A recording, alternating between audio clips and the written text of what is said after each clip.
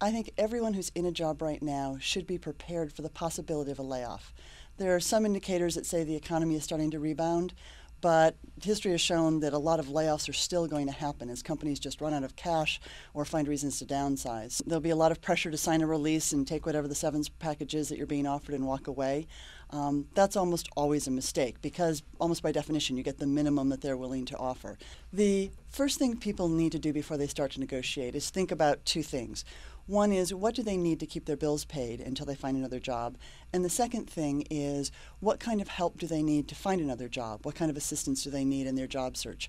When they focus on those two things, what they want to ask for may become more obvious than just say, give me more weeks of severance pay.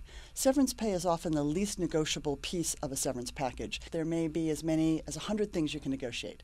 They're everything from legal things like being released from a non-compete agreement so that you can get work with a competitor if you're being laid off. They might be tangible things like being allowed to keep your laptop. If you're laid off, you don't want to have to go out and buy a brand new laptop and you're going to need something for your job search.